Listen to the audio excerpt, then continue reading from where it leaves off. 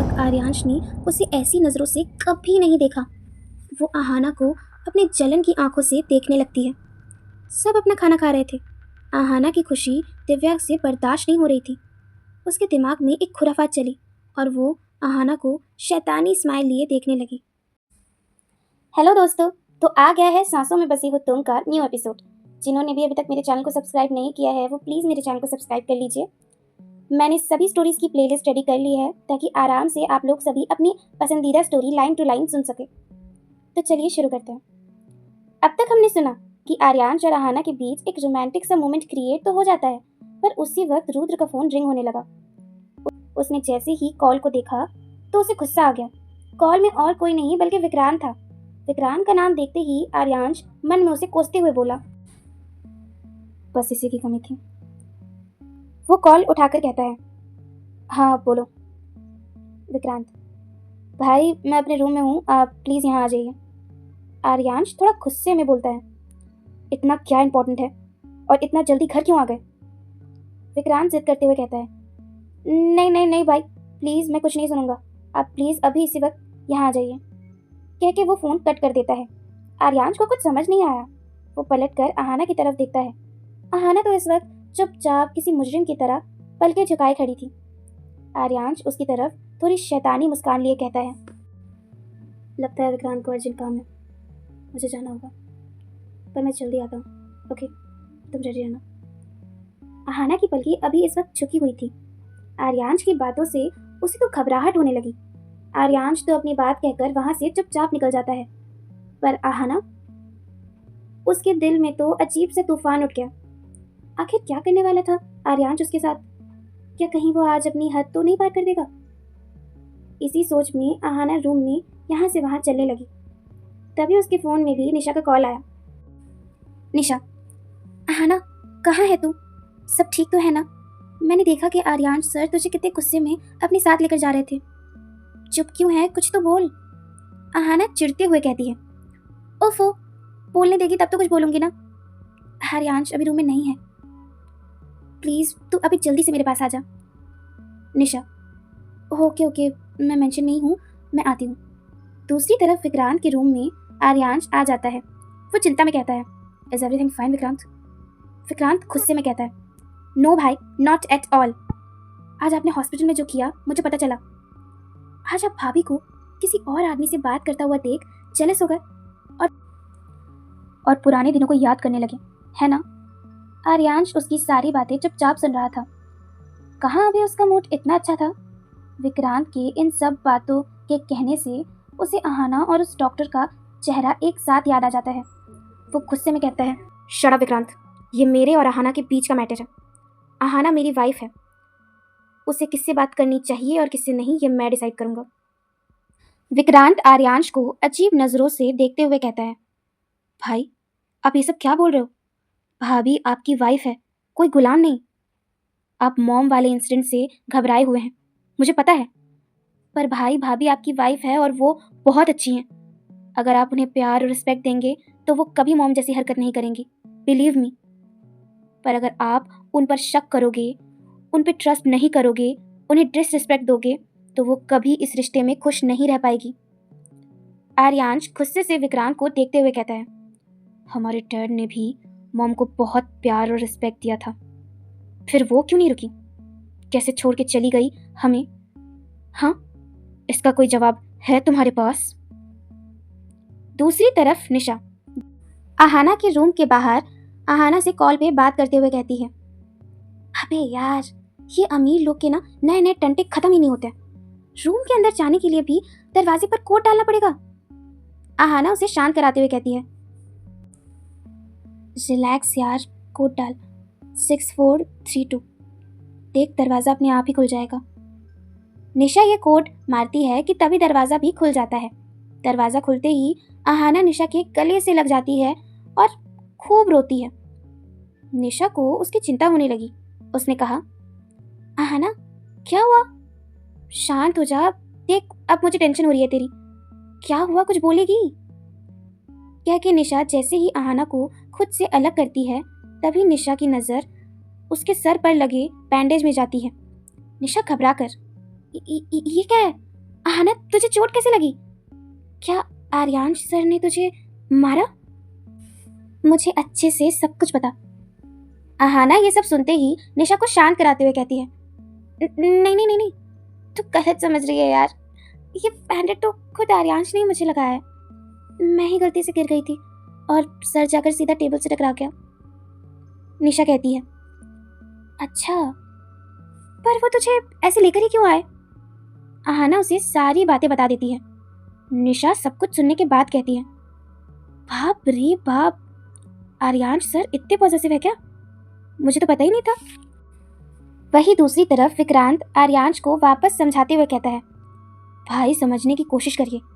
भाभी को जब पता चलेगा ना कि आपने उनके ही फ्रेंड आदित्य को इस वक्त एक तहखाने में बंद करके रखा है, वो भी सिर्फ इसीलिए क्योंकि आपको भाभी का उनसे बात करना पसंद नहीं था, आपकी इन सब हरकतों से भाभी अपने आप ही आपसे दूर चली जाएंगी।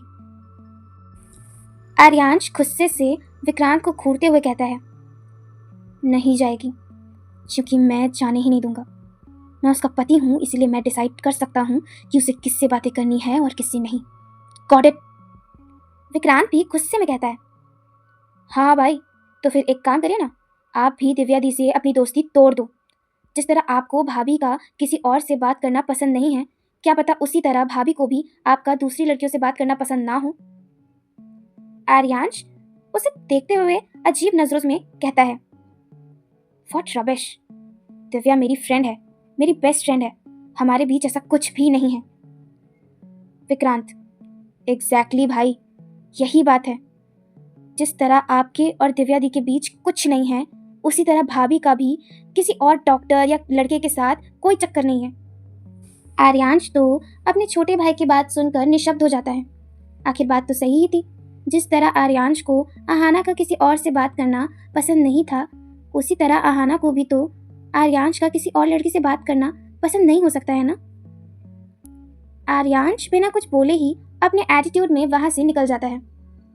यही दूसरी तरफ निशा, वो भी आहाना को कहती है, देख, आर्यांश सर का ये रिएक्शन बहुत ज़्यादा ओवर था, बट तू ये भी तो देख कि वो तुझसे कितना प्यार करते हैं।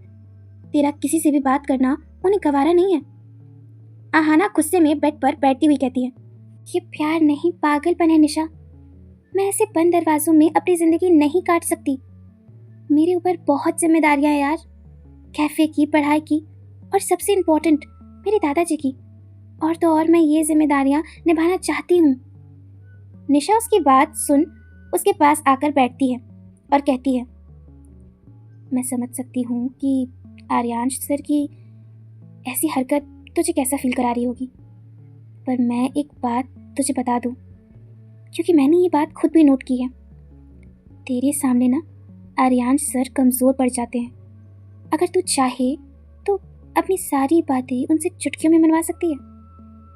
आहाना उसकी बात गौर से सुन रही थी। तभी निशा कहती है, अच्छा अब मैं चलती हूँ। मेरी इस बात को थोड़ा गौर करना और इस बारे में थोड़ा सोचना भी, ओके?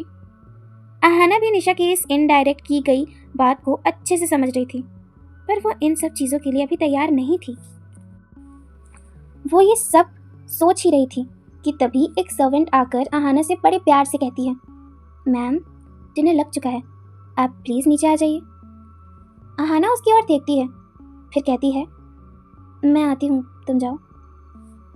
आहाना आईने के सामने जाकर खुद का हुलिया थोड़ा ठीक करती है और कमरे से निकल नीचे जाने लगती है। रास्ते में उसे निशा भी मिल गई। वो दोनों साथ में हॉल की तरफ बढ़ने लगे। जैसे ही दोनों डाइनिंग एरिया के सामने आए तो उन्होंने देखा कि डिनर के टेबल में दिव्या और आर्यांश ऑलरेडी बैठे हुए थे। दोनों के साथ एक और आदमी भी था जिसे आहाना और निशा पहचान नहीं पाते हैं। आहाना निशा के कान में पूछती है, ये आदमी कौन है? निशा थोड़ा गुस्से में कहती है, क्या पता? आहाना उसके टोन को सुनकर कहती है, क्या हुआ, ऐसे क्यों बोल रही है? निशा उसे गुस्से में देखते हुए कहती है, और कैसे बोलूं?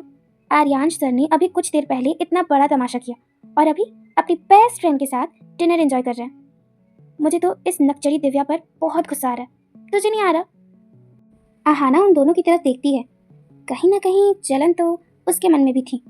पर वो अपने इमोशन पर कंट्रोल करते हुए कहती है, अरे यार तू भी ना, क्या फ़र्क पड़ता है? और वैसे भी अगर हम भी ऐसा सोचने लगे तो क्या फ़र्क रह जाएगा तेरे आर्यांश सर और हम में? ये सुनते ही निशा उसकी तरफ देखती है। आहाना कहती है, तो उन दोनों के साथ एक और इंसान भी तो बैठा हुआ है, उसकी ओर भी तो नोट कर। मैंने तो उन्हें आज से पहले यहाँ पे कभी नहीं देखा। तभी उन दोनों के पास विक्रांत आता है और कहता है, हे गर्लीज, क्या खुसर फुसर चल रही है आप लोगों में? निशा विक्रांत की ओर देखती है और ठीक से खड़ी हो जाती है और थोड़ा इधर उधर देखने लगती है।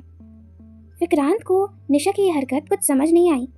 तभी आहाना विक्रांत को पूछते हुए कहती है, विक्रांत, घर में गेस्ट आए हैं। विक्रांत डाइनिंग की ओर देखता है और कहता है, गेस्ट नहीं भाभी, फैमिली मेंबर कहिए। दिव्या दी से तो आप मिल ही चुकी हैं और वो जो उनके साथ हैं वो और कोई नहीं बल्कि दिव्या दी के फादर हैं। निशा को विक्रांत की ये बातें अच्छी नहीं लगी। जो दिव्या उसे बिल्कुल नहीं पसंद थी वो तो उसे इस फैमिली का मेंबर बता रहा था। विक्रांत कहता है, चलिए मैं आप लोगों को उनसे मिलवाता हूँ।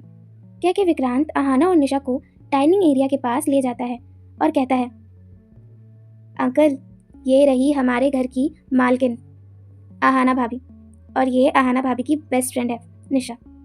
मिस्टर कपूर आहाना को देखकर कहते हैं, ओह हेलो बेटा। आहाना हाथ जोड़कर कहती है, नमस्ते अंकल। आहाना की आवाज़ सुनते ही दिव्या का मुंह बन गया। उसे आहाना का आना बिल्कुल अच्छा नहीं लगा। निशा दिव्या की हरकत को नोट कर रही थी। तभी दिव्या के डैड कहते हैं, आना पड़ेगा आर्यांश, तुम तो चौहड़ी निकले, बिल्कुल हीरा तराश के लाए हो अपने लिए।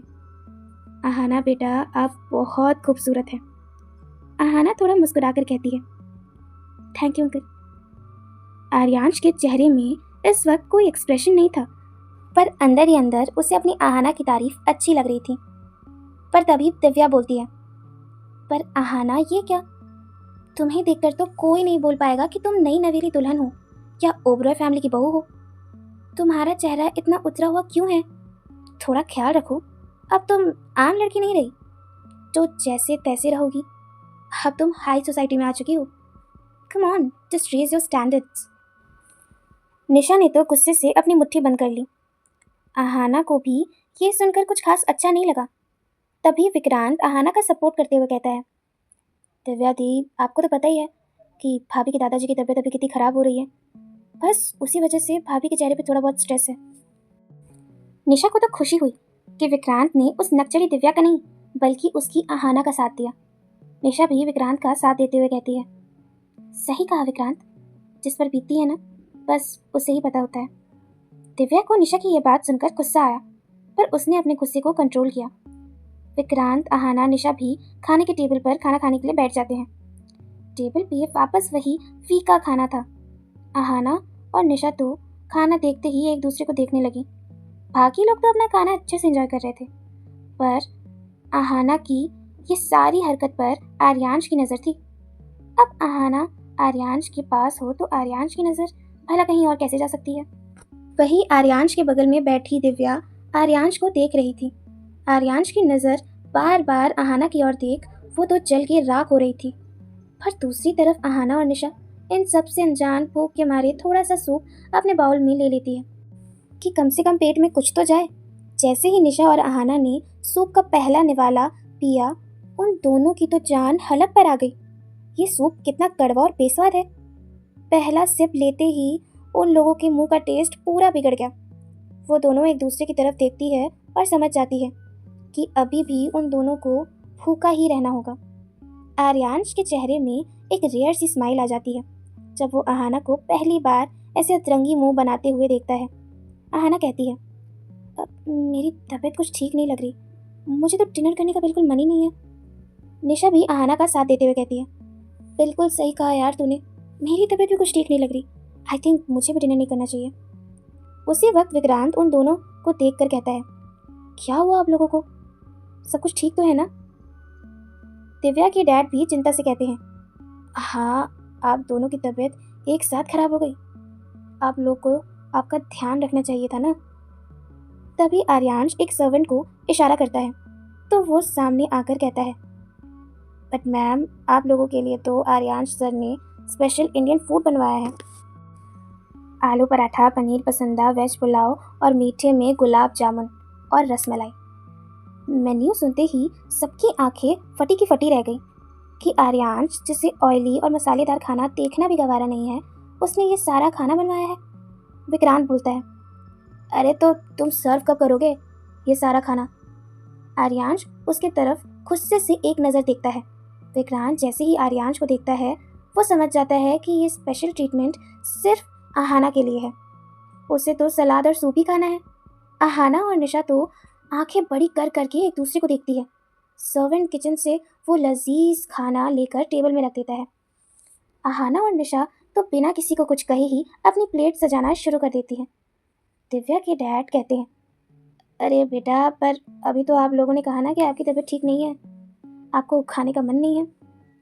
निशा बिना उनकी तरफ देखते ही पनीर लेते हुए कहती है, अरे अंकल जी, मन की बात हर बार थोड़ी ना सुनी जाती है।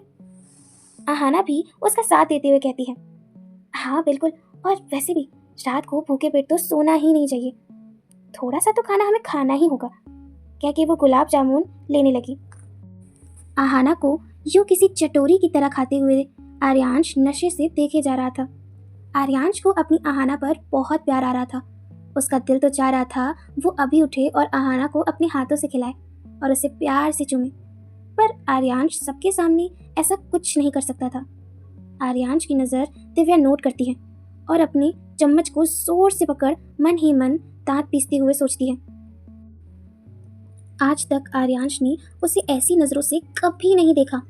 वो आहाना को अपने जलन की आंखों से देखने लगती है। सब अपना खाना खा रहे थे। आहाना की खुशी दिव्या से बर्दाश्त नहीं हो रही थी। उसके दिमाग में एक खुराफात चली और वो आहाना को शैतानी स्माइल लिए देखने लगी।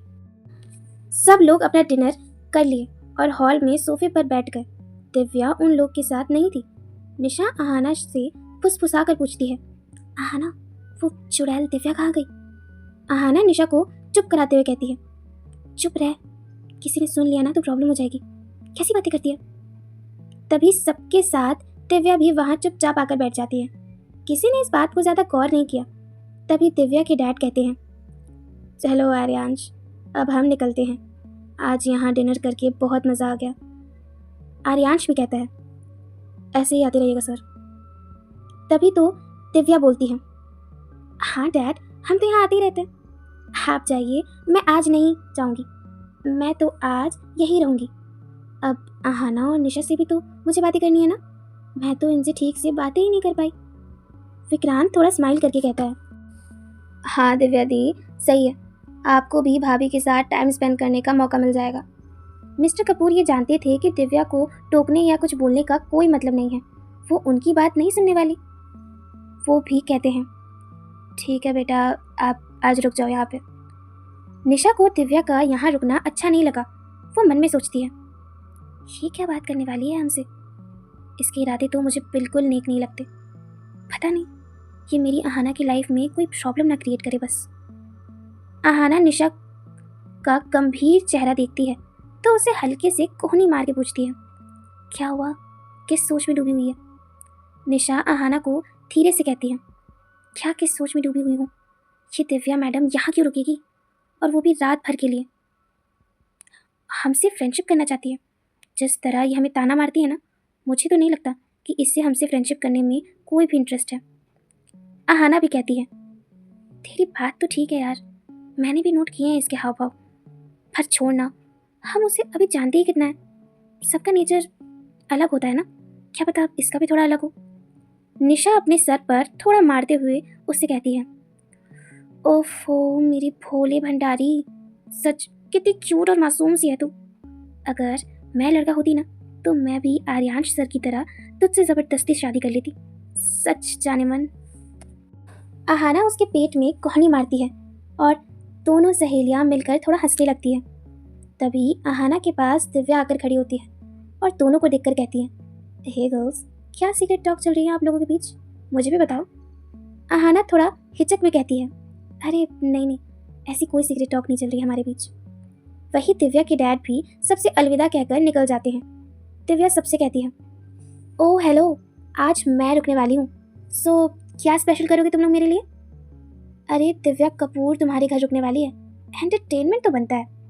विक्रांत भी पूरे जोश में कहता है,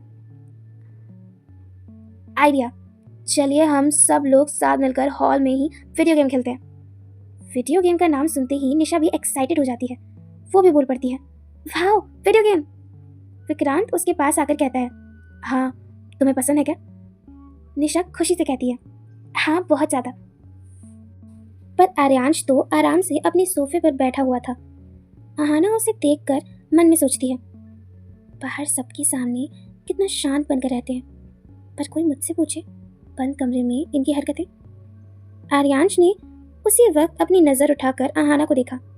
ऐसा लग रहा था जैसे उसने आहाना के मन की बात सुन ली हो। आहाना तो उसकी नज़र देख के यहाँ वहाँ अपनी नज़रें करने लगी। तभी दिव्या आहाना के पास आकर कहती है, आहाना तुम भी खेलोगी ना हमारे साथ? ये सवाल सुनते ही आहाना आर्यांश की ओर देखती है। आर्यांश हमेशा की तरह उसे नशे से घूरे जा रहा था। आहाना को याद आता है कि आज कैसे वो दोनों कितने क्लोज आ गए थे। अगर फ़ोन में रिंग नहीं होती तो शायद आज उनकी फर्स्ट किस हो भी चुकी होती। आर्यांश ने तो कह दिया था कि बची हुई कसर वो आज रात पूरी करेगा। आहाना के तो वो पल याद आते ही पूरे बदन में कंपन सी दौड़ जाती है। वो इसी सोच में थी। तभी दिव्या उसे थोड़ा हिलाकर पूछती है, ओ हेलो, कहाँ खो गई मैडम? खेलोगी ना वीडियो गेम? सोच लो, पूरी रात खेलना होगा। ये सुनते ही आहाना तो खुश होकर कहती है, हाँ हाँ ज़रूर खेलूंगी। दिव्या अपनी शैतानी स्माइल लिए कहती है, गुड। आर्यांश आहाना के मन में चल रही सब बातों को समझ रहा था। आहाना को लगता है कि वो आर्यांश से दूर जा सकती है, पर उसे क्या पता था वो जितना आर्यांश से दूर जाने की कोशिश करेगी वो खुद को उसके उतना ही करीब पाएगी। दिव्या अब आर्यांश के पास आती है और उसके बगल में बैठकर पूछती है, आर्यांश तुम भी खेलोगे ना हमारे साथ वीडियो गेम? आर्यांश हमेशा की तरह बिना किसी एक्सप्रेशन के कहता है, नो मुझे काम है अभी। दिव्या उसका हाथ पकड़ के कहती है, तुम भी ना आर्यांश, मुझसे भी इम्पोर्टेंट कोई काम है क्या? मैं कौन सा रोज रोज तुम्हारे घर आती हूँ? आर्यांश उसका हाथ हटाते हुए कहता है, दिव्या प्लीज। निशा दिव्या की हर हरकत को अच्छे से नोट कर रही थी, पर वो इतनी जल्दी दिव्या को जज नहीं कर सकती थी। और दूसरी तरफ आहाना, जो चाहे जो भी कह ले, पर दिव्या का आर्यांश का यूं हाथ पकड़ना उसे अंदर ही अंदर जला रहा था। उसे बिल्कुल भी अच्छा नहीं लगा। दिव्या तो आर्यांश से बहुत जिद करने लगी। आर्यांश भी दिव्या की बात ज़्यादा देरी तक टाल नहीं पाया। उसे लगा इसी बहाने वो आहाना के साथ थोड़ा और ज़्यादा टाइम स्पेंड कर पाएगा। वो कहता है, ओके बाबा, पर बस 1 राउंड और उसके बाद सब सोएंगे। सारी रात जागने की कोई ज़रूरत नहीं है। आहाना को अच्छा नहीं लगा। वो मन में बोलती है, अरे वाह, इतनी जल्दी मान गए। वैसे भी बेस्ट फ्रेंड की बात कैसे टाल सकते हैं? 1 मिनट, ये क्या सोच रही है आहाना? मान गए तो मान गए, तुझे इससे क्या? सच, तू तो टिपिकल पीवीओ जैसी सोचने लगी है। तभी दिव्या अपने प्लान के हिसाब से एक जूस की ग्लास लेकर आहाना के पास आती है। किसी का भी ध्यान इस वक्त दिव्या की हरकतों पर नहीं था। वो जानबूझकर आहाना की साड़ी में थोड़ा ऑरेंज जूस गिरा देती है, जिसकी वजह से आहाना की साड़ी गंदी हो जाती है। आहाना साड़ी साफ करते करते कहती है, दिव्या आपने ये क्या किया? दिव्या नाटक करते हुए कहती है, oh I am so sorry Aahana, पता नहीं ग्लास कैसे स्लिप हो गया। निशा भी आहाना के पास आ जाती है। दिव्या कहती है, ओह गॉड आहाना, मेरी वजह से तुम्हारी पूरी साड़ी खराब हो गई। आई एम सो सॉरी, तुम प्लीज़ जाके अपना कपड़ा साफ कर लो, नहीं तो फिर दाग रह जाएगा। आहाना कहती है, नहीं नहीं, सॉरी बोलने की कोई ज़रूरत नहीं है, और इसको साफ करने की भी कोई ज़रूरत नहीं है, बस हो ही गया, ठीक ही है। दिव्या को ये सुनकर अंदर ही अंदर बहुत गुस्सा आता है, पर वो झूठा दिखावा करते हुए कहती है, अरे ऐसे कैसे, कपड़े चेंज कर लो ना आहाना, तुम्हारी तबीयत खराब हो जाएगी। निशा भी कहती है, हाँ आहाना कर ले चेंज, तबीयत बिगड़ गई तो, वैसे भी आजकल तो बहुत कमज़ोर रहती है यार। आहाना हार मानकर थोड़ा मुस्कुराते हुए कहती है, ओके बाबा ओके, अभी चेंज करके आती हूँ। आर्यांश आहाना को जाते हुए देखता है। विक्रम तो वीडियो गेम सेट कर रहा था। तभी सीढ़ियों में जैसे ही आहाना जाने लगती है, दिव्या के चेहरे में एक शैतानी स्माइल आ जाती है, जिसे निशा नोट कर लेती है। दिव्या की नज़रों का पीछा करती है तो वो देखती है कि दिव्या आहाना को देख मुस्कुरा रही थी। निशा को दिव्या की ये हरकत कुछ समझ नहीं आती। आहाना इन सब से अनजान बेफिक्र होकर सीढ़ियों में चढ़ने लगी। तभी उसके पांव सीढ़ियों में गिरे तेल की वजह से फिसल जाते हैं और वो जोर से चिल्लाती है, आह! उसके चिल्लाते ही आर्यांश सीढ़ियों की ओर देखता है और सोफे से उठ दौड़कर आहाना के पास जाने लगता है। निशा और विक्रांत भी डर के मारे चिंता से दौड़कर आहाना के पास जाने लगे। अब क्या होगा कहानी में आगे? क्या बस इतना ही है दिव्या का पूरा प्लान, या सोची है उसने कोई इससे भी बड़ी साजिश? जानने के लिए अब भी मेरे चैनल को सब्सक्राइब करिए और सुनते रहिए सांसों में बसे हो तुम, only on my YouTube channel dreaming with Preeti. Thanks for watching. और हाँ, कमेंट में ज़रूर बताइएगा कि आज की स्टोरी कैसी लगी और अब आगे क्या होना चाहिए। Guys please support me. Story अच्छी लगी तो please like share and subscribe ताकि मुझे भी मोटिवेशन मिलती रहे।